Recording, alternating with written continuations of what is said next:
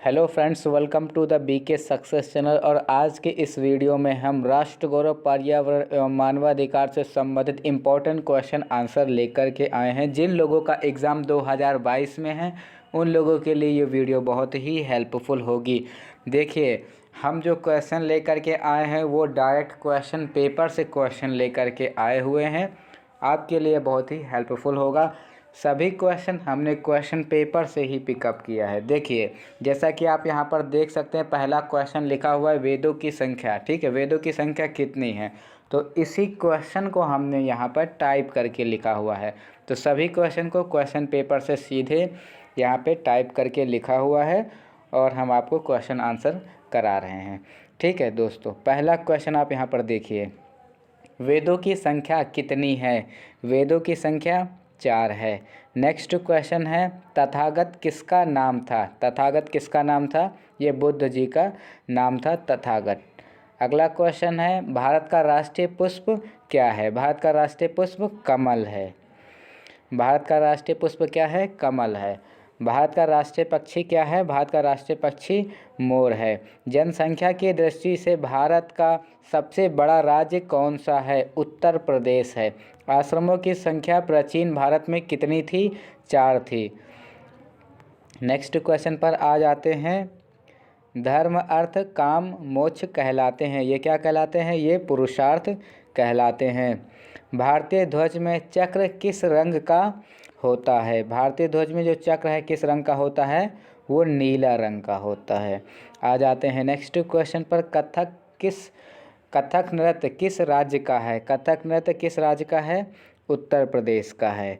कथक नृत्य किस राज्य का है? उत्तर प्रदेश का है। उसके बाद ये देखिए 10वें नंबर का क्वेश्चन, ओडिसी नृत्य किस प्रदेश का है? तो ये उड़ीसा का है। अब देखिए, ये हम डायरेक्ट क्वेश्चन पेपर से जब वीडियो बनाते हैं तो ये थोड़ा सा क्लियर दिखाई नहीं देता, इसीलिए इन्हीं क्वेश्चन को हमने टाइप करके लिखा हुआ है। देखिए 10 नंबर क्वेश्चन पे क्या था, ओडिसी नृत्य किस प्रदेश का है? उड़ीसा का। ठीक है, और इसी क्वेश्चन को यहाँ पर हमने लिखा हुआ है, ओडिसी नृत्य किस प्रदेश का है? उड़ीसा का है। गौतम बुद्ध के पुत्र का नाम क्या था? गौतम बुद्ध के पुत्र का नाम राहुल था। सिंधु सभ्यता का बंदरगाह किस स्थल से प्राप्त हुआ है? कहाँ से प्राप्त हुआ है? लोथल से प्राप्त हुआ है। ठीक है, ऑप्शन नंबर यहाँ पर बी बिल्कुल सही आंसर हो जाएगा। चाणक्य किसके राज पुरोहित थे? चंद्रगुप्त के। 23वें तीर्थंकर कौन थे? 23वें तीर्थंकर पार्श्वनाथ थे।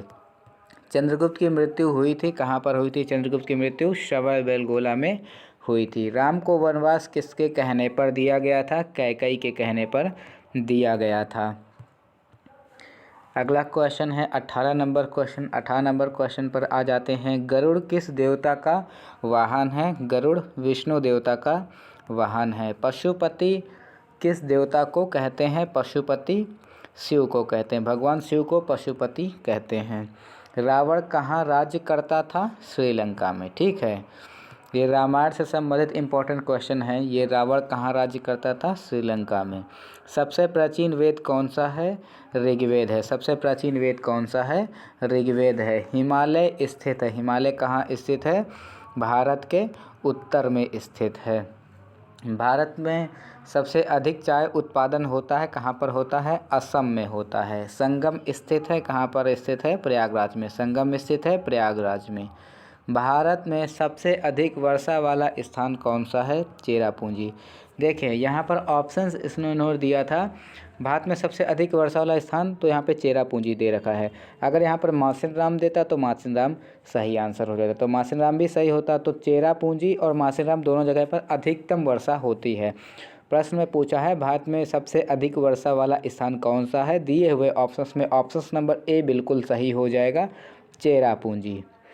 ये देखिए, ये रहा ओरिजिनल क्वेश्चन, भारत में सबसे अधिक वर्षा वाला स्थान चेरापूंजी। आ जाते हैं नेक्स्ट क्वेश्चन पर, रसायन शास्त्र के ज्ञाता थे नागार्जुन। चिपको आंदोलन संबंधित है किससे? वृक्ष संरक्षण से संबंधित है। अम्ल वर्षा किस कारण होती है? अम्ल वर्षा वायु प्रदूषण के कारण होती है। निम्नलिखित में से कौन सा वातावरण में ऑक्सीजन छोड़ता है? पौधे। ठीक है, यहाँ पे दिए हुए ऑप्शंस के हिसाब से पौधा बिल्कुल सही हो जाएगा। क्वेश्चन क्या है? निम्नलिखित में से कौन सा वातावरण में ऑक्सीजन छोड़ता है? पौधा। निम्नलिखित में से कौन सा रोग जल प्रदूषण से होता है? हैज़ा होता है। निम्नलिखित में से कौन सा रोग जल प्रदूषण से होता है? हैज़ा होता है। वायु प्रदूषण से कौन सा रोग होता है? वायु प्रदूषण से ब्रोंकाइटिस, अस्थमा, फेफड़े का कैंसर। तो जितने भी श्वसन से संबंधित बीमारियां होती हैं ये ज़्यादातर वायु प्रदूषण से होती हैं, इसलिए यहाँ पर उपर्युक्त सभी सही आंसर हो जाएगा। पृथ्वी का लगभग कितना प्रतिशत भाग जल के रूप में है? लगभग 70%। पृथ्वी का लगभग कितना प्रतिशत भाग जल के रूप में है? 70%। ओजोन परत का सबसे बड़ा छेद कहाँ पाया गया था? अंटार्कटिका में पाया गया था। नेक्स्ट क्वेश्चन है, भारत का सबसे बड़ा पवन ऊर्जा फार्म स्थित है? कहाँ पर स्थित है? तमिलनाडु में स्थित है। मोटर वाहनों से सर्वाधिक मात्रा में निकलने वाली गैस कौन सी है? कार्बन मोनोऑक्साइड है। डॉप्सन इकाई में मापी जाती है। डॉप्सन इकाई में ओजोन मापी जाती है। पर्यावरण सुरक्षा अधिनियम कब हुआ? तो पर्यावरण सुरक्षा अधिनियम 1986 में हुआ। वर्मी कल्चर में प्रयुक्त वर्म कौन सा है? अर्थवर्म है। अर्थवर्म का मतलब होता है केचुआ। सत्यमेव जयते उक्ति सर्वप्रथम की गई कहाँ से? उपनिषद में। राष्ट्र शब्द का प्राचीनतम उल्लेख किस ग्रंथ में है? ऋग्वेद में है। 42वें संविधान संशोधन द्वारा निम्नलिखित में से कौन सा जोड़ा गया? तो मूल कर्तव्य। 42वें संविधान संशोधन यहाँ पर होना चाहिए। तो 42वें संविधान संशोधन के द्वारा किसको जोड़ा गया? मूल कर्तव्य को जोड़ा गया। मौलिक अधिकारों के अंतर्गत कौन सा अनुच्छेद बच्चों के शोषण के विरुद्ध मौलिक अधिकार से संबंधित है? अनुच्छेद 24 संबंधित है। भारतीय संविधान की आत्मा कहलाता है? संवैधानिक उपचारों का अधिकार भारतीय संविधान की आत्मा कहलाता है। संयुक्त राष्ट्र मानवाधिकार परिषद UNHRC का गठन कब किया गया था? 2006 में किया गया था। और ये रहा स्क्रीनशॉट, आप यहाँ पर भी देख सकते हैं, यहाँ पर भी लिखा हुआ है United nation human right council formation क्या लिखा हुआ है? 15 मार्च 2006। तो 2006 लिखा हुआ है, इसीलिए हमने ये आंसर यहाँ पर सही किया हुआ है।